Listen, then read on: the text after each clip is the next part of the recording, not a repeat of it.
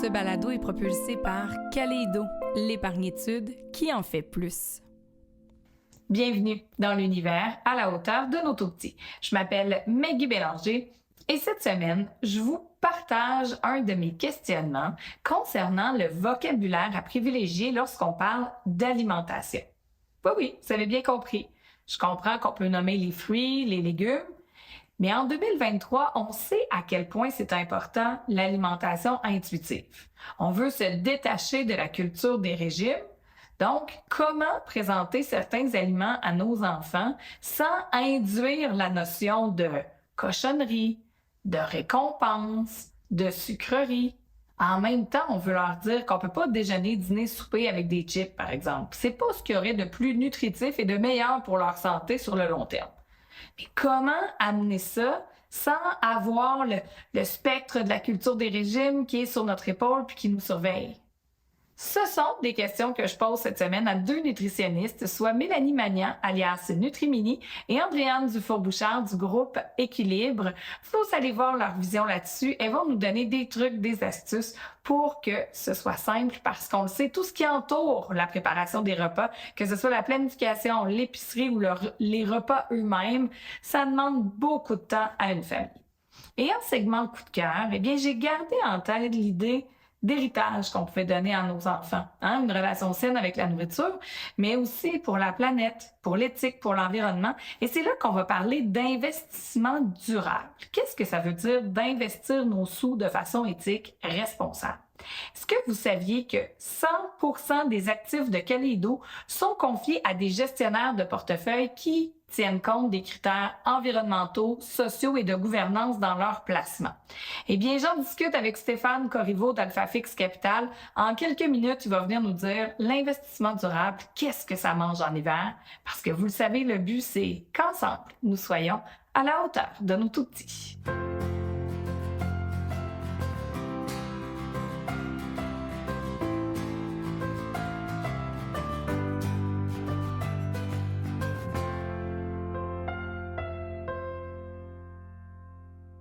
Bonjour mesdames, merci beaucoup d'être là.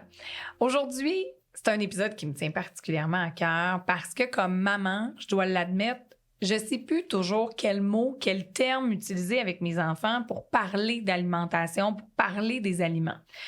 Je l'avoue, la culture des diètes influence évidemment qui je suis, influence ma façon de percevoir la nourriture. On parle maintenant davantage d'alimentation intuitive. C'est définitivement quelque chose que je veux amener à mes enfants à découvrir, à respecter leurs signaux à l'intérieur.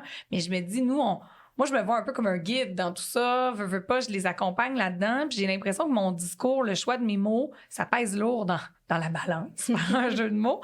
Donc, j'aimerais vous entendre, mesdames, là-dessus. Si on se concentre, mettons, sur le 2 à 6 ans, est-ce que c'est important que nos enfants connaissent, par exemple, les groupes alimentaires? Fruits et légumes, mettons, produits céréaliers, viande, produits laitiers. Est-ce que ça, déjà, c'est une notion qu'on devrait discuter avec eux en bas âge? De mon côté, moi, j'ai tendance à pas mettre le focus là-dessus puis aller au sens plus large. Je vois, tu me fais, oui, OK, on pense la même chose. Tu sais, je préfère vraiment parler d'avoir une alimentation variée, d'avoir une alimentation pleine de couleurs que de vouloir leur dicter là, une assiette équilibrée avec des groupes alimentaires. Puis je vais beaucoup plus focusser par le modèle, ce que je vais offrir comme parent, ce que je vais faire découvrir comme aliment, que de leur dire ça devrait être ça. Parce que dans le fond, c'est moi, le parent, qui est responsable du quoi de déterminer ce qui est offert au menu. Donc, si moi, je l'ai en tête, que je veux qu'ils mangent varié, puis qu'il y ait des aliments protéinés, puis des féculents, tout ça, puis que je pense moi-même en termes de nutriments, mais mon enfant n'a pas besoin de le faire. Tu l'as bien dit, la culture des diètes, ça nous a influencé beaucoup comme adultes, ça nous influence encore. Puis même si on est conscient de cette influence-là, on se laisse avoir quand même souvent parce que ça fait tellement partie du discours ambiant. Puis ça nous a amené beaucoup à voir les aliments, justement, en termes de nutriments, en termes de bons, mauvais, engraissants, pas engraissants. Puis tout ça, ça se transmet facilement à nos enfants. Puis je pense qu'on veut essayer d'éviter ça pour pas justement qu'ils soient pris dans toute cette relation-là aussi plus tumultueuse avec la nourriture ou de se dire, là, j'ai-tu le droit de manger ça ou tout ça. Fait que je pense pense qu'ils vont être bien assez tôt exposés à ça. Puis ce qu'on peut faire aussi comme parents, c'est d'essayer de mettre une base pour faire en sorte qu'ils vont être un petit peu plus résistants à ça, ou un genre de bouclier à la culture des diètes, là. Je pense que une des façons d'y parvenir aussi, c'est justement de pas entrer dans tout ça, là, les nutriments. Puis même comme adulte, je pense qu'on gagnerait à moins être intellectuel dans notre cerveau par rapport à l'alimentation, puis à plus se laisser guider justement par nos sens, nos préférences. Mais je pense que quand on mange, c'est important de faire découvrir, tu sais, tu parlais de l'assiette avec les couleurs, tu sais, regarde comme c'est beau, il y a toutes sortes de couleurs. Toi, est-ce que t'aimes ça, quelque chose qui est plus croustillant ou quelque chose qui est plus mou? Est-ce que t'as envie de quelque chose de frais ou du melon d'eau parce qu'il fait chaud? Ou t'aimerais ça plus manger un muffin parce que t'as envie de croquer dans des raisins secs dans un muffin, peu importe, mais les amener à découvrir vraiment leur sens. Tu sais, qu'est-ce que ça fait? De quoi ils ont envie? C'est quoi les sensations? C'est quoi leurs préférences? Puis on dirait qu'encore là, la culture des diètes fait en sorte qu'on pense que d'écouter nos préférences, je mets des guillemets, mais c'est de mal manger ou de manger des mauvais aliments qui sont classés par la culture des diètes comme étant interdits. Mais découvrir ses préférences, ça peut être justement, tu sais, d'aimer mieux le brocoli en trempette que de l'aimer dans des galettes avec des légumes mélangés. Ça peut être d'avoir envie de manger du melon d'eau quand il fait chaud. Ça peut être d'avoir envie de manger de la soupe de notre grand-mère, la recette de notre mère quand il fait froid l'hiver. Donc, c'est correct. Parce que manger aussi, tu sais, on a appris beaucoup, puis on a beaucoup transmis le message aussi que manger, c'est des nutriments, mais manger, se nourrir, c'est beaucoup plus global que ça. Tu sais, c'est un besoin. Manger, ça répond à des besoins nutritionnels, mais de réconfort culturel, de socialisation. Puis ça fait partie d'une relation positive avec les aliments. Donc, de tout transmettre ça aux enfants aussi. Ah, regarde, c'est le fun, on mange ensemble. Hey, on va faire un souper avec des amis en fin de semaine. Qu'est-ce qu'on pourrait préparer? Hey, là, c'est Noël, on a des traditions. Tout ce côté-là, tu sais, je pense que ça met les bases à essayer de développer justement quelque chose qui va essayer de faire un peu contrepoids à cette culture des diètes-là puis à ces règles auxquelles ils vont être exposés plus tard, là. Mais est-ce que le fait maintenant qu'on ait accès à tous les aliments à l'année, grâce à l'importation, entre autres, veut pas, ça nous influence dans nos choix. Je repense, par exemple, à ma grand-mère. Ben, je veux dire, l'été, le jardin, il y avait de la laitue, il y avait du concombre. Mais au mois de janvier, ils forçaient plutôt sur les patates, puis le rutabaga, puis les carottes, parce qu'il n'y en avait pas. Puis ils avaient fait boucherie. Donc, une fois qu'il y avait moins de viande, ben, il fallait attendre le prochain. Veut pas, ils étaient un peu dictés par la disponibilité. Mais maintenant, on a la chance d'avoir accès à tout. Donc, clairement, on a moins de restrictions à ce niveau-là. Est-ce qu'il faut davantage apprendre à se découvrir puis à savoir justement qu'est-ce qu'on a envie, qu'est-ce qu'on a besoin et reconnaître nos besoins? Ben, je pense que oui, puis on le fait quand même un peu intuitivement des fois de manger selon les saisons. Tu sais, l'été, on va faire plus du barbecue, des petites salades, des choses fraîches. L'hiver, on va avoir tendance à se retourner vers des plats plus réconfortants, la croustarde aux pommes avec la saison des pommes, la fondue, toutes ces choses-là. Fait que je pense que malgré tout, effectivement, c'est une chance qu'on a maintenant d'avoir accès à une diversité d'aliments. Puis je pense que ça permet aussi de faire découvrir aux enfants plein d'aliments aussi qu'ils pourraient aimer dans un registre de préférence beaucoup plus large qu'avant. Puis en même temps, là, il y a toute l'alimentation locale aussi. Il y a toutes sortes de manières où on peut transmettre certaines valeurs à nos enfants autour de l'alimentation. Fait que je pense que ça se fait un petit peu quand même naturellement. Puis qu'effectivement, on a avantage à y aller avec des préférences, puis des petites traditions, puis de redonner à l'alimentation l'ensemble de ce qu'il y a dans le fond, puis de pas juste la réduire aux nutriments. Aux nutriments. Ouais. Parler d'équilibre avec nos enfants. Moi, chez nous, j'avoue que j'avais amené ce concept-là. Des fois, disons, le repas, il va avoir plein de couleurs, plein de choses pour un repas. OK. Mais des fois, l'équilibre, on va aller la chercher dans une journée. Je sais pas, moi, ils ont mangé des fruits le matin, des fruits en collation. D'autres fois, ça va prendre une semaine parce qu'on est en vacances, puis ça a donné qu'on a mangé 2 fois de poutine de suite parce que, bon, c'était le restaurant le plus proche, puis ils n'en ont pas eu de fruits et légumes, mais ils en ont mangé le lendemain. Donc, l'espèce d'idée d'équilibre est allée chercher sur plusieurs jours. Est-ce que ça, on peut quand même leur parler de ça? Ou cette notion-là d'équilibre, c'est associé à la culture des diètes sans que je m'en rende compte? C'est tellement délicat, ces questions-là, parce que c'est ça, on veut bien faire, on veut les élever pour qu'ils puissent avoir une bonne alimentation, pour être en santé, pour bien grandir. Puis je suis certaine que veut pas, il y a une association qui se fait avec le poids aussi. Tu sais, on a peur que nos enfants prennent du poids parce qu'on sait qu'il y a beaucoup de préjugés, parce qu'il y a de l'intimidation. Tu sais, c'est toujours un peu en arrière quand la culture des diètes est là. Le culte de la minceur est là, tu sais, tout est là. Puis il y a la croissance, mais il y a aussi des fois la question de poids, je pense, qui vient sournoisement dans l'esprit quand on essaie de vouloir éduquer nos enfants à l'alimentation. Mais je pense quand même que la meilleure manière, c'est juste de donner l'exemple. Tu sais, comme tu disais tantôt, nous, peut-être qu'on le sait dans notre tête, justement, tu sais, qu'on veut fournir tel type d'aliment ou que, tu sais, des desserts plus sucrés, on en veut à telle fréquence. Puis ça va un peu selon nos habitudes puis selon nos valeurs comme famille aussi. Mais je pense que l'enfant n'a pas nécessairement à être au courant. Tu sais, c'est comme si on voulait l'amener à avoir une attitude de respect dans la famille. On a beau y lire 4 fois par semaine la définition du respect dans le dictionnaire. Si l'exemple est pas là dans notre façon d'agir, ça passe à côté. Donc, je pense que l'idéal, c'est vraiment, comme tu disais, tu sais, de choisir ce qu'on leur offre, le quoi, le comment, le combien, tout ça. Puis l'enfant, pas le combien, mais tout le contexte, dans le fond. Puis l'enfant va décider comment il mange là-dedans. Mais on n'a pas obligé, tu sais, ça, je trouve il va se faire éduquer éventuellement, puis on a un retour de balancier, je pense, à faire avec l'alimentation parce qu'on a été beaucoup, justement, dans toute l'intellectualisation, les calories, tout ça. Puis là, je pense qu'on aurait avantage à aller beaucoup vers des messages, tu sais, de plaisir, de cuisine, d'achat local, de toutes ces choses-là. C'est rassemblant, oui, manger. Puis même dans les recommandations, maintenant aussi, tu sais, le guide alimentaire a évolué, tout ça, ça a beaucoup évolué. On est beaucoup moins dans les portions, dans les nutriments, tu sais, on veut beaucoup plus travailler sur un message simple, le plaisir, la relation.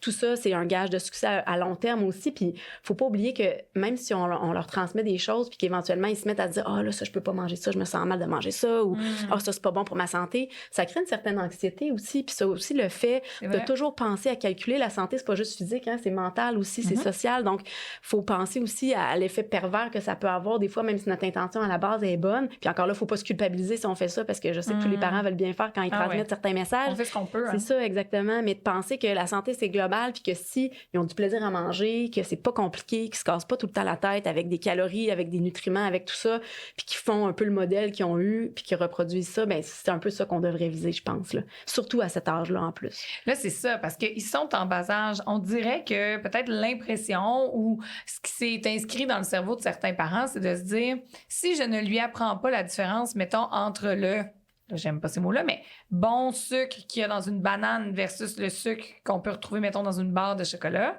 Ben, à l'adolescence, quand il va partir en appartement, je veux pas qu'il se nourrisse de barres de chocolat matin, midi, soir. Mais finalement, de ce que j'en comprends, de ce que vous me dites, c'est plutôt si on prend l'habitude de manger des fruits, des légumes, de tout, finalement, à la table avec le parent, le fait juste de voir que nous, comme parents, on mange pas du chocolat matin, midi, soir, ben probablement qu'il n'en aura pas envie de le faire. Ou à la limite, il va le faire une journée, ça va lui donner mal au cœur, puis il va comprendre que c'est pas tant agréable. Exactement, parce que, tu sais, les habitudes alimentaires, si c'est en bas âge, tu sais, qu'on acquiert de bonnes habitudes alimentaires, c'est là qu'on a la chance de les maintenir, le plus de chances de les maintenir à long terme. Fait que c'est sûr que si chez nous, on mange du chocolat à tous les jours, 8 fois par jour, là, je mets ça vraiment exagéré. Mais tu sais, après ça, cet enfant-là, quand je vais vouloir l'éduquer, puis j'aime pas vraiment le terme, ben là, lui, c'est sûr que ça marchera pas. Là. Il se mettra pas à manger des légumes soudainement si pour lui, c'était pas ça l'alimentation qu'il y avait chez lui. Ça fait que c'est vraiment... c'est vraiment ce qui compte, c'est l'alimentation qu'on a à la maison, en famille, ce qui est dans le garde-manger, ce qu'on cuisine ensemble, puis la fréquence à laquelle on va consommer les aliments. Puis, tu sais, au niveau de l'éducation, moi, ce qui me fait toujours peur, c'est tous les messages contradictoires qui vont arriver d'un côté puis de l'autre parce que l'alimentation, ça vient jouer dans nos valeurs, dans nos croyances. Puis là, tu peux avoir l'enseignante de première année qui dit des choses. Celle de deuxième année, elle a un autre discours, puis elle dit d'autres choses. Celle de troisième année aussi, l'éducatrice dit quelque chose, grand-maman dit quelque chose, ma tante dit quelque chose, maman dit quelque chose. Fait que pourquoi on fait juste pas arrêter de dire des choses, puis être juste comme dans l'action, puis juste dans le plaisir, puis voici ce qu'on mange à la maison, puis on a du plaisir. Apprendre à déguster les aliments aussi. Tu sais, quand tu parles du chocolat versus la banane, mais quand je mange du chocolat, tu sais, est-ce que je le mange de manière coupable? Non, je le mange, il est bon, je m'assois à la table. J'ai-tu pris ma sorte préférée? Est-ce que j'ai pris le temps de le déguster? Tu sais, je suis pas en train d'écouter la télé en même temps, je suis concentrée sur ce que je fais parce que c'est vraiment bon, puis je veux vraiment le savourer avec maman en jasant à la table, en prenant un petit verre de lait. Fait que de ramener le plaisir aussi de manger les aliments, puis de ramener ça sur les sensations de ce qu'on éprouve quand on mange cet aliment-là aussi. Les enfants vont beaucoup plus manger comme ça. Tu sais, tu parlais d'alimentation intuitive. Souvent, un enfant, si tu lui donnes un cornet, il va te dire « Oh, miam, c'est bon, c'est froid, j'aime ça, je suis content. » Il va le manger, puis ça va être fini. Après ça, il va retourner jouer, puis il n'y aura pas tout un processus intellectuel. Mais présente un cornet de crème glacée à un adulte, il va dire « Oh, mon Dieu, je me suis pesée ce matin, j'ai-tu pris du poids? Qu'est-ce que j'ai mangé? Combien de calories il va falloir que je brûle? Qu'est-ce que j'ai mangé aujourd'hui? Je peux-tu manger ça? » Tu sais, souvent, il y a comme, c'est pas tous les adultes non plus qui réagissent comme ça, mais il y a comme le rationnel de culture des diètes qui est là aussi, qui vient nous confronter dans toutes nos règles, ça devient compliqué. Là, si je le mange pas, ça me trotte dans la tête. Finalement, je finis par le remanger plus tard. Là, si je le mange, c'est ça. Je suis pas capable de m'arrêter. Puis là, on se dit, bon, ça y est, je pourrais plus jamais m'arrêter. Puis on avait fait un outil à un moment donné chez Équilibre pour parler un peu de ça, tu sais, l'espèce de cercle de la privation, tu sais. Puis on donnait l'exemple typique de quelqu'un qui finit son souper, un adulte, là, on parle vraiment d'un adulte, mais qui finit son souper, qui a un petit goût de biscuit, puis que là, il se dit, ah non, c'est pas bien bon pour ma santé ou mon poids, peu importe la raison, mais qui se dit, non, je mangerai pas le biscuit. Puis là, finalement, elle mange une pomme, mais là, le petit goût reste là. Puis finalement, manger un yogourt à 0 calories à saveur de tarte au citron, tu sais, parce que ça goûte un peu le dessert.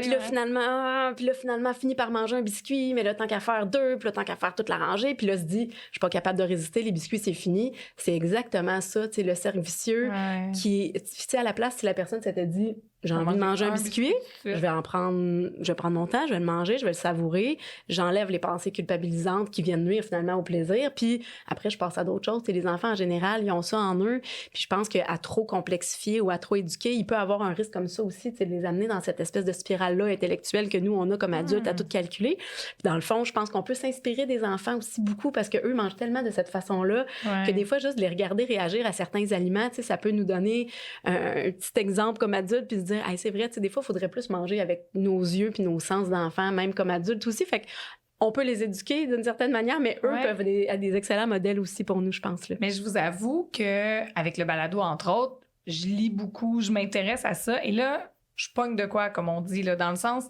faut arriver, si on est capable, à peut-être stopper l'intellectualisation des repas et revenir vraiment à la base. Tantôt, j'ai pris des notes, mais quand tu parlais de croustillant versus mou, mettons les couleurs, la beauté des choses. Pour être honnête, là, comme adulte, je le sais pas. Moi, si j'aime mieux les affaires croustillantes, moi, c'est pas une question que je me suis posée. Mettons, salé versus sucré ou quel type de gâterie préférée. Ça, je suis capable de vous le dire.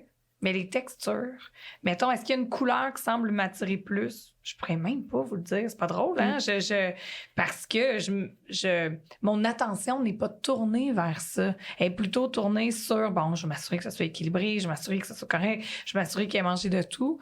Mais j'avoue que des fois aussi, on met beaucoup d'efforts dans la préparation des repas, mais si on fait juste te présenter, là, comme ça sur la table, puis que c'est pas beau, puis que c'est pas intéressant, j'avoue que pour l'enfant, déjà, ça peut être un frein, même si c'est les meilleurs aliments du monde ou le meilleur goût. Je trouve qu'on tombe comme dans autre chose. Puis il faut retrouver, puis ça vient un peu ce que tu disais, Mélanie, le plaisir dans tout ça. Oui, puis quand tu parles de croustillant versus mou, c'est correct que tu ne saches pas du sens que aujourd'hui, ce midi, tu peux avoir le goût de manger quelque chose de croustillant. Puis demain, ça se peut que tu aies le goût de manger du pudding. Mais c'est juste au moment présent, quand tu as envie de grignoter, tu as faim, tu as le goût d'une collation, de te poser la question, qu'est-ce qui va vraiment me satisfaire?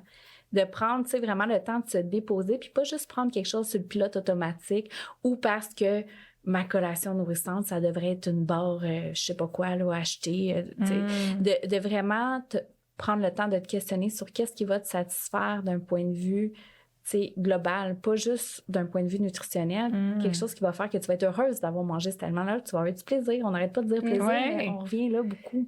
On revient là beaucoup, puis je pense qu'avec le temps, en tout cas pour moi, c'est devenu secondaire. À la limite, le plaisir est davantage associé aux fins de semaine. Hein? On a le temps, on prend le temps de cuisiner, mais la semaine, ben des fois, on arrive, il nous reste 5 minutes, on est un petit peu pressé. La notion de plaisir est peut-être moins là, mais il faut la ramener. Et donc, au lieu d'intellectualiser peut-être les catégories d'aliments, il y a quand même des éléments que tu nommais tout à l'heure que je pense que c'est important pour les familles à prendre en compte, juste à être conscient qu'on mange. Manger devant la télé avec nos enfants, moins, hein? Peut-être le vendredi cinéma, ça peut arriver des fois, mais peut-être pas 7 jours. Ben c'est ça. Toujours, il y a personne qui est tenu à la perfection, mais tu sais, dans un contexte quotidien, là, vraiment les repas de semaine, tout ça. Idéalement, tu sais, c'est un moment, le repas, c'est un moment d'échange. Ouais. C'est un moment où on raconte notre journée, c'est un moment où on partage nos valeurs, où on peut se supporter si on a eu des moments difficiles. Tu sais, c'est un moment de connexion. C'est pas juste de manger les aliments. Puis s'il y a un écran, ben c'est sûr qu'on passe à côté de tout ça, là. C'est vrai. Puis c'est sûr qu'il y avait aussi la nuisance qu'on a avec l'écoute des signaux de faim et satiété. Si je suis absorbée dans l'écran, ben j'ai beaucoup plus de difficultés. On mange par réflexe, en guillemets, hein? Mais oui, c'est ça. Je peux pas ressentir aussi bien les signaux que mon corps m'envoie à savoir si j'ai suffisamment mangé ou pas quand j'écoute un écran. Ça se peut que mon rythme, le rythme auquel je mange soit aussi modifié. Il y a des enfants qui vont devenir vraiment, vraiment lents quand ils mangent devant la télé. D'autres qui vont manger beaucoup plus parce que, tu sais, ils mangent vraiment sur le pilote automatique. Fait que, idéalement, moins.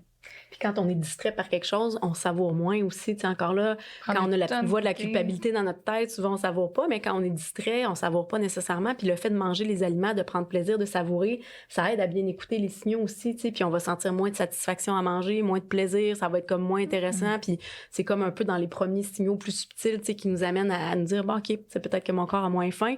Puis encore là, ça, j'aime ça, ce que tu dis aussi de l'équilibre, personne n'est parfait, tu sais. Dans le plaisir, dans les signaux, on n'a pas à être parfait non plus, là. Tu sais, c'est correct que des fois, ça soit moins le fun ou qu'on aime moins ça, ou c'est correct que des fois, on prenne moins plaisir puis qu'on soit moins concentré, ou que de temps en temps, on mange devant la télé, c'est bien normal. Puis avec les enfants aussi, c'est la même chose. Tu sais, des fois, on mange plus vite, on a une activité, il faut qu'on se dépêche un petit peu. Tu sais, la notion d'équilibre là-dedans est importante aussi. Puis il y avait des nutritionnistes qui parlaient du principe du good enough. Tu sais, je pense que c'est bien ça. Tu sais, on n'a pas à viser la perfection autant dans les nutriments que dans le contexte. Tu sais, tant que c'est en général assez bien, ben c'est correct, parce qu'on se met tellement de pression dans toutes sortes de sphères de notre vie, tu sais, faut être bon en sport, faut être bon à l'école, faut cuisiner comme il faut ci, faut ça, tu sais, on peut ramener ça à quelque chose aussi de pas trop compliqué, ou tu sais, tu disais dans le fond tantôt, des fois on arrive, on n'a pas beaucoup de temps, tu sais, on n'est pas obligé de cuisiner toujours des repas super élaborés, puis de s'écouter aussi, puis de partir moins des nutriments, mais plus de notre ressenti ou de nos envies, ça peut être ça, tu sais, ce soir, il me semble, j'aurais le goût de manger un petit quelque chose de réconfortant, pas long, ben je vais me faire un petit spaghetti du jeudi, c'est parfait ça, tu sais. Mais écouter nos ressentis, nous comme adultes, on s'entend à aller jusqu'à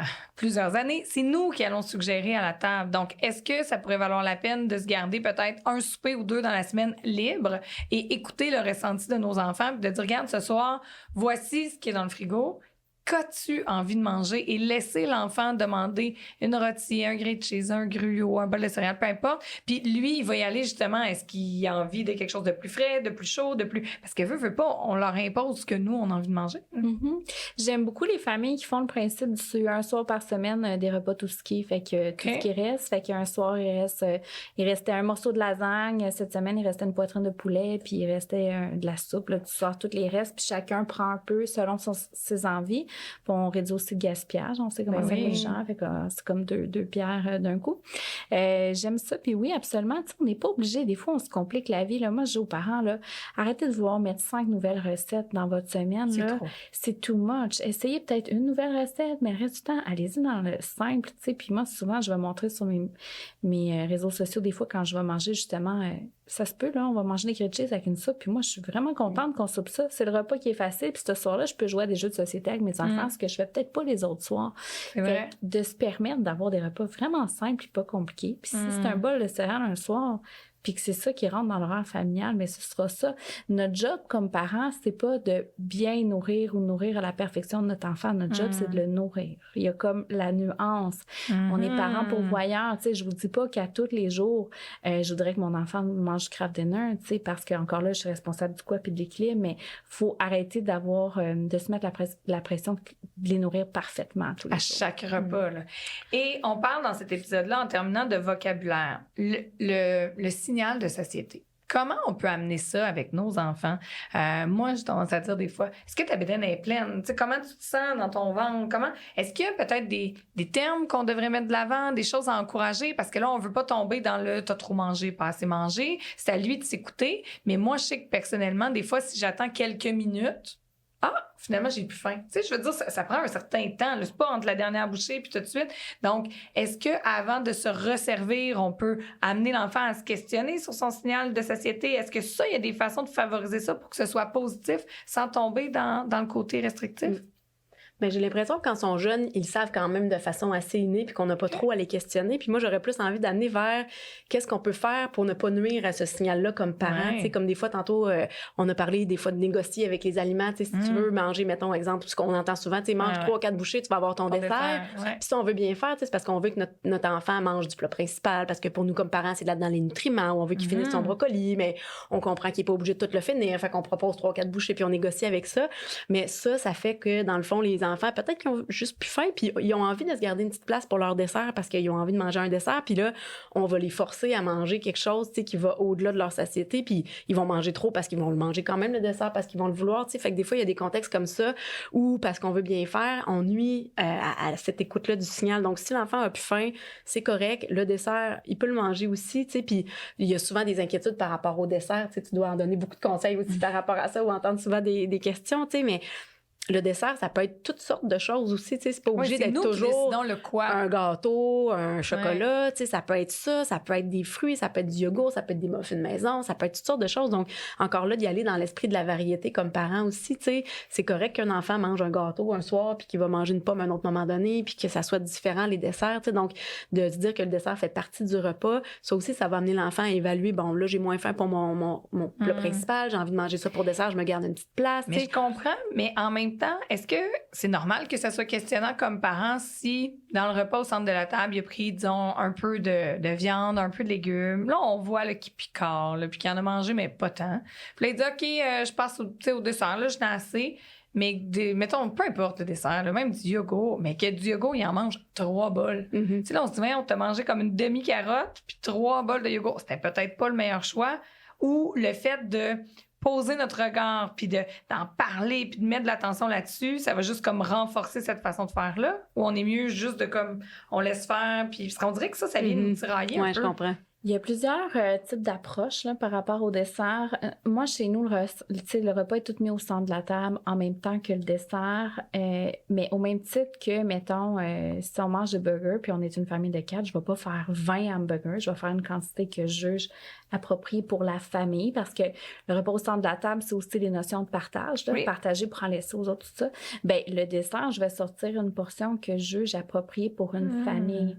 Puis quand il y en a plus, il y en a plus. Tu sais, puis si mon enfant me dirait, mais je veux encore 3 yogourts. Ouais, mais moi, j'en ai acheté un paquet pour la semaine. Fait que j'aimerais ça qu'il en reste pour les autres journées. Fait que si t'as encore faim, regarde, il reste plein de riz, plein de poulet, puis il va se resservir dans les autres aliments. Ah, j'aime fait ça. que je l'amène pas d'une façon limitante du point de vue, non, ça, c'est des biscuits, ça, c'est une cochonnerie. Fait que tu peux juste en avoir un. Après, il faut que tu manges ton bon poulet ou tes bons brocolis. C'est pas dans cette optique-là, mais c'est dans, tu sais, je me dis, moi, comme parent, faut qu'il en reste pour le reste de la semaine, puis je veux offrir un repas. Tu sais, j'ai mon idée de ce que je souhaite offrir à la table pour mon moment de repas, puis c'est ce qui est disponible à ce moment-là. Par contre, il y a toujours le côté de se questionner, mais qu'est-ce que j'ai mis, par exemple, sur la table? C'est ça. Mais j'aime beaucoup ton idée, là. Disons, c'est ça, on est 5, je sais pas, je dépose 5 muffins. Puis à un moment donné, une fois que chacun en a pris un, ben garde, après, ben il y a des fruits, il y a d'autres choses, puis c'est encore faim. Ah, c'est une bonne idée, ça. Puis tu sais, c'est ça, c'est que si j'ai servi du risotto aux champignons avec des huîtres puis des calmars, puis que mon enfant a tout jamais mangé ça, ça se peut qu'il ait le goût d'avoir 14 yogourts. Oui. Il faut s'assurer d'avoir des aliments sécuritaires. Exactement. Pas oublier ça. Tu sais, quand même qu'on veut une belle base d'aliments connus avec peut-être un nouvel aliment ou deux, mais tu sais, de penser à ça aussi. Je comprends. Non, ça vaut la peine de l'essayer. Ce que tu dis chez nous aussi, c'est souvent comme ça. Ma fille, elle veut son dessert, puis là, finalement, après, des fois, elle a encore faim, puis il reste du plat principal, puis elle va le finir après. Souvent, elle fait ça, tu sais. Fait que nous, on a notre ordre préétabli d'adultes, mais eux, ils font un petit mélange, puis c'est correct aussi de. Puis moi, mon fils, c'est drôle, il mange souvent le sucré avant le salé. On dirait qu'il aime ça, mais il en mange pas nécessairement plus. Tu sais, je veux dire, mettons, il va avoir des muffins, il va manger le sien. Mais après ça, il va manger sa viande avec d'autres choses, puis il n'y a pas de souci. Puis ma fille, c'est l'inverse. Elle va sécuriser sa part. Tu peux être sûre qu'elle va la mettre à côté pour être sûre de l'avoir, puis c'est correct. Mais elle ne touchera pas tout de suite. Elle va manger le reste, mais elle l'a quand même sécurisé. Puis, mais ils ont chacun des façons différentes, mais au final, ça revient au même. Là, je veux dire, c'est pas grave. Mais, mais j'aime ça. Donc, c'est à nous de prévoir le quoi. On connaît nos enfants. En conséquence, mettons les quantités qu'on juge acceptables pour la famille, puis on navigue là-dedans. Merci beaucoup, mesdames.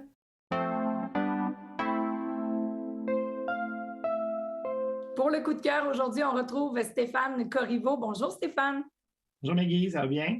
Ça va bien. Merci d'être là et d'accepter de nous démystifier qu'est-ce que ça mange en hiver, l'investissement durable. Parfois, on peut entendre parler aussi d'investissement responsable, d'investissement éthique.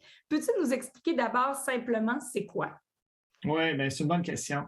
Les premières pratiques, c'est vraiment l'investissement éthique. Ça remonte quand les premiers investisseurs voulaient investir selon leurs croyances, leurs valeurs. Donc, ils excluaient l'industrie du tabac, l'alcool, le divertissement pour adultes. Donc, c'est vraiment le début. Ensuite, on est venu avec l'investissement responsable à haut niveau, là, qui prenait en compte les enjeux, les risques environnementaux, sociaux et gouvernance, qu'on va parler un petit peu tantôt, là, dans le processus d'investissement. Donc, cette approche, là, je ne rentrerai pas dans le détail. Puis, finalement, on a commencé à parler d'investissement durable lorsque les Nations unies ont parlé des objectifs de développement durable, les ODD. Donc, si on veut investir en ayant en tête les ODD, donc la contribution qu'on fait au ODD, on parle d'investissement durable. Les ODD, il faut les voir, là, qu'est-ce qu'on peut faire en termes qualité de l'eau, environnement, des choses comme ça. Donc, c'est les Nations unies qui ont sorti ça. C'est là que le concept d'investissement durable a pris son envol. Mais de ce que je comprends, il y a quand même plusieurs critères. Ce n'est pas basé simplement sur la personne qui fait le placement. Il y a une foule de critères qui doivent donc être remplis pour que notre investissement soit un investissement, dans ce cas-ci, durable ou éthique ou responsable. Puis on peut voir parfois passer les critères ESG. Bon, j'ai la réponse devant moi, là, environnementaux, sociaux, de gouvernance. Encore là, ça veut dire quoi? OK, bien la première chose, il faut absolument que quand on utilise ces critères-là, il faut avoir un impact potentiel, réel, là, sur la situation financière d'un émetteur. OK, donc, on ne veut pas faire de l'investissement responsable juste pour parler d'investissement responsable, puis bien paraître là, dans une réunion. Ça, parce que c'est à la mode, hein? Non, exactement. Puis ça, il faut faire vraiment attention à ça. Donc, un impact financier, ça veut dire quoi? Bien, exemple, Nike qui se fait prendre à employer des enfants dans son usine en Asie, c'est ça. Tu ne veux pas être ça. Tu ne veux pas être investi en Nike si, dans le fond, ça sort dans les journaux comme ça, parce que tout le monde va dire, pourquoi, dans le fond, on investit dans cette compagnie-là? Même chose au BP. Il y a un déversement, exemple, de pétrole dans l'océan. Ça fait la manchette. Bien, au point de vue, dans le fond, encore une fois, de la compagnie, bien, la compagnie va perdre la valeur, puis toi, tu ne veux pas investir avec ces compagnies-là. OK? Donc, quand on parle de critères ESG, il faut essayer de déterminer des critères qui ont un impact vraiment sur la situation financière. Donc, quand BP, ça arrive, bien, c'est sûr qu'elle perd des contrats, c'est sûr qu'il va falloir qu'elle investisse pour, dans le fond, tout réparer les dégâts qu'elle a fait. Donc, il y a moins dans le fond, de profit pour les actionnaires. Donc, l'investissement responsable, le critère ESG, va aller un petit peu comme au départ de la finance, tu regardes les ratios, là, la compagnie fait du profit, pas trop endetté, ça c'est correct. Mais là, on s'en va dans des critères qui sont non financiers, mais qui vont avoir un impact financier à court, moyen ou long terme. On veut identifier ça. Donc, c'est vraiment pour ça qu'on fait ça. Donc, on peut dire maintenant qu'une compagnie comme ça qui est en bourse se doit de tenir compte de tous ces critères-là, là, environnementaux, sociaux, de gouvernance, en plus de sa profitabilité, de son endettement. Donc, ça vient vraiment ajouter une couche là, aux entreprises. Oui, tu as raison. Puis, dans les années 80-90, la haute direction pouvait dire on ne fait pas ça, nous, on est là pour faire des profits. Là, maintenant, là, tout le monde dit un instant, qu'est-ce que vous faites pour l'environnement? Qu'est-ce que vous faites pour l'équité homme-femme? Qu'est-ce que vous faites? Est-ce que vous faites travailler les enfants? Donc, maintenant, là, une direction qui ne tient pas compte de ça en 2023, c'est une direction qui est irresponsable, c'est aussi simple que ça. Donc, ça fait partie, effectivement, dans le fond, des rencontres et des discussions avec les conseils d'administration. Très important. C'est une bonne chose. On ne veut plus nécessairement faire de l'argent à tout prix. Et pourquoi c'est important pour une entreprise, comme par exemple pour Kaleido, de choisir d'investir justement de façon responsable, durable, éthique? Bien, écoute, ça fait partie, encore une fois, d'un processus d'une saine gestion des risques. On veut, dans le fond, avoir un impact qui va influencer les émetteurs de façon positive. OK? On recycle à la maison. Pourquoi qu'on recycle à la maison? Bien, parce qu'on veut laisser quelque chose à nos enfants, puis il faut faire attention à la planète. Pourquoi qu'on fait du compostage? La même chose. Pourquoi qu'on ne jette pas nos papiers partout dans le parc? Bien, parce qu'on veut que ça soit propre. L'investissement responsable avec qu'est-ce qui arrive, puis on a à chaque jour, on voit qu'est-ce qui se passe, donc on prend juste le risque climatique, puis on enregistre ça, puis on sort d'un super verglas au Québec. Bien, il y a de plus en plus, dans le fond, d'événements dans le fond, climatiques extrêmes qui ont des grosses conséquences. Bien là, il faut faire attention à ça. C'est juste ça. Donc, le risque environnemental, qui est avec justement les gaz à effet de serre, il faut en tenir compte. Si on est capable de produire, dans le fond, une même quantité de produits, services en polluant moins, mais c'est juste un gros bon sens. Fait que c'est là qu'on est rendu dans la gestion des risques. Mais a priori, comme tu nous l'expliques si bien, c'est tellement important. Mais là, j'ai mon petit côté démon aussi. Là, j'entends des gens dire « Ouais, c'est bien beau tout ça, mais si on investit dans l'environnement puis qu'on est éthique et tout ça, est-ce que ce sont des placements rentables? Est-ce que ça génère du profit pour quelqu'un qui investit dans ce genre de placement-là? » Oui, Écoute, c'est une super bonne question. Puis il y a eu, dans le fond, on est rendu avec des méta-études, là. Donc, c'est des papiers de recherche qui regroupent des centaines d'études qui montrent que l'intégration ESG, parce que c'est vraiment ça qu'on parle, on intègre les risques ESG dans notre gestion, ça va améliorer le rendement risque. OK? Donc, c'est vrai, il y a une couple d'années, on se disait peut-être qu'on laisse du rendement. Mais aujourd'hui, on est rendu beaucoup plus loin que ça. Je vais te donner un exemple. Si, exemple, j'ai une compagnie qui produit de l'énergie, puis je regarde juste le rendement qu'elle a à court terme, tu peux dire, cette compagnie-là, wow, c'est super rentable, mais si elle produit de l'énergie en brûlant du charbon, bien, peut-être que dans 10-15 ans, elle va se retrouver avec des poursuites qui vont, dans le fond, diminuer sa rentabilité future, donc ils vont affecter autant les détenteurs d'actions qu'obligations. Donc, maintenant, là, quand on regarde les investissements responsables, il n'y a plus vraiment de questions, dans le fond, sur est-ce qu'on perd du rendement ou pas. C'est vraiment rendu comment qu'on peut diminuer le risque. Donc, pour un rendement égal, c'est j'ai deux compagnies avec une qui a un risque beaucoup moindre à cause qu'elle intègre justement les critères ESG et l'investissement responsable. Et j'aime beaucoup mieux cette compagnie-là. Donc, c'est là qu'on est rendu. Donc, il y a plein de choses qui peuvent être faites. Si on parle au Canada plus précisément, on le sait, on a du sable bitumineux, puis on a des compagnies pétrolières qui polluent. Bon. Ouais. Fait que là, est-ce que ces compagnies-là vont être capables d'investir pour faire, exemple, des procédés de captation de CO2? Ah, ben oui, ben ça veut dire qu'il y a peut-être un futur avec ces compagnies-là. S'ils ne veulent pas investir là-dedans puis ils continuent de polluer de la manière qu'ils font là, mais malheureusement, ces compagnies-là, on appelle ça des actifs échoués, mais ce n'est pas un beau futur qu'il y a là-dedans. Donc, quand on gère les risques ESG, en plus des risques financiers, on ne laisse plus, dans le fond, d'argent sur la table. Le meilleur exemple que je peux te donner, le gouvernement du Québec émet maintenant dans le monde obligataire des obligations vertes qu'on a justement en portefeuille pour Kaleido. Mais ces obligations-là, Meggy, donnent exactement le même rendement qu'une obligation qu'on appelle nominale ou normale du Québec. Donc, ça veut dire qu'on est dans le même émetteur, c'est le gouvernement du Québec, mais il y en a un pour les obligations vertes, c'est ça, c'est quand on donne cet argent-là, ça ne va pas dans les fonds consolidés, ça va sur des projets, dans le fond, qui améliorent justement l'empreinte carbone. Mais on ne perd rien en rendement. On ne perd rien en rendement. Mais donc, c'est ce que je comprends.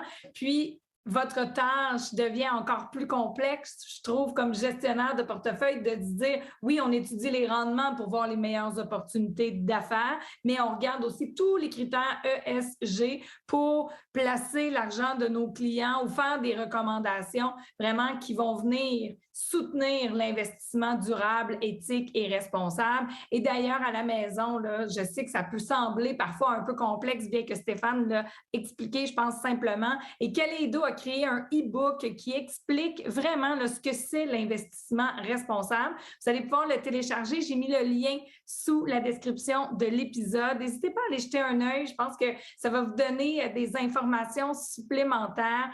Et on est tous pour la vertu, hein? Je veux dire, en améliorant, tu sais, souvent on le dit, on vote avec nos dollars, avec notre argent, donc il faut y réfléchir où on met nos dollars parce que c'est comme ça qu'on va faire aussi avancer les choses et que justement les entreprises vont vouloir être de plus en plus vertes, éthiques, responsables et avoir une saine gouvernance.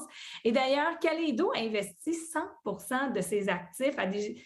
Il les confie à des gestionnaires de portefeuille qui tiennent compte de ces critères ESG-là. Et chez AlphaFix Capital, vous êtes un des gestionnaires de portefeuille de Kaleido. Et là, Stéphane, tu me disais avant de débuter, vous avez remporté un prestigieux prix canadien. Peux-tu me raconter comment ça s'est passé? Oui, c'est le premier grand championnat canadien ESG. C'est 7 fondations au Canada qui ont décidé qu'on était rendu au mode action et non au mode discussion. Donc, ça veut dire qu'ils ont convoqué, ils ont fait un concours où il y avait 105 millions à faire gérer par des gestionnaires, dans le fond, institutionnels. Et on dit, nous, on va donner cet argent-là à ceux qui arrivent avec des solutions. Des solutions, là, pas des idées. Pas juste des idées. Fond, non. On est rendu dans le mode solution pour justement avoir, dans le fond, des critères ESG qui s'appliquent dans la vraie vie. Donc, il y a eu plus de 60 firmes au Canada qui ont appliqué. Il y en a 11 qui ont été, dans le fond, retenus en finale, dont AlphaFix Capital.